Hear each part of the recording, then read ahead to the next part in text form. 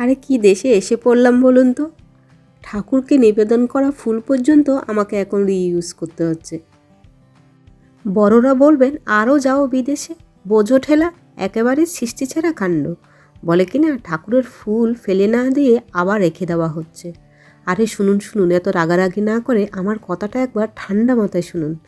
আমাদের দেশের মতো এখানে যত্রতত্র ফুল গাছও নেই, আর যা আছে সেগুলো চাইলেই তুলে এনে আমরা ঠাকুরকে দিয়ে দিতে পারি না।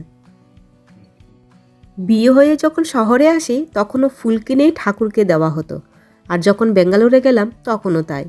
তবে ওখানে গাঁদা, জবা, টগর নয়, দিতে হতো গোলাপ, চন্দ্রমুখীর মতো নামি দামি ফুল।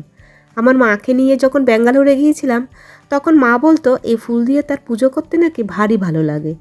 তবে রাজ্য আলাদা হলো, সে তো দেশেই, তাই এত ফেসাদে আমাকে পড়তে হয়নি। এই একগুচ্ছ গোলাপের দাম 5 ইউরো, প্রায় 450 টাকারও একটু বেশি।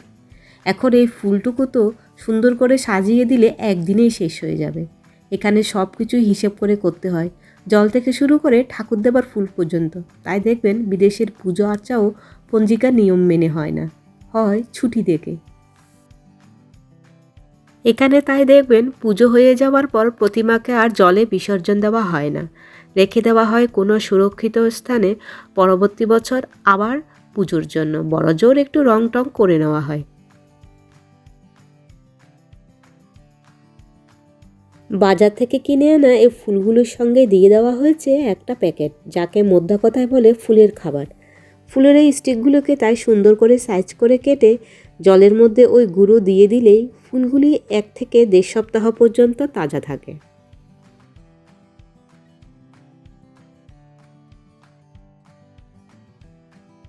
তাই আমিও কি করি, ঠাকুরকে নিবেদন করা ফুলগুলি কিছুক্ষণ বাদে তুলে নিয়ে একটা কাঁচের গ্লাসে জল দিয়ে দিই, তাতে ফুলের খাবার দিয়ে ফুলগুলোকে গ্লাসে আবার রেখে দিই।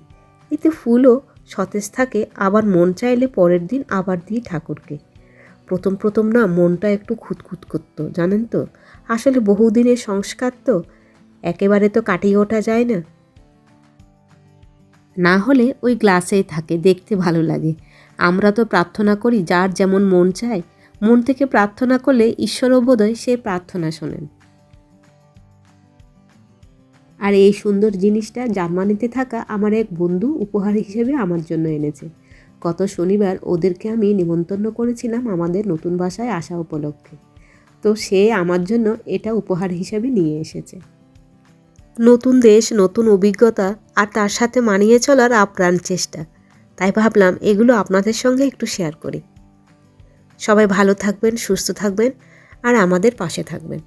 দেখা হচ্ছে খুব শিগগিরই আগামী ব্লগে। ততক্ষণের জন্য বাই বাই।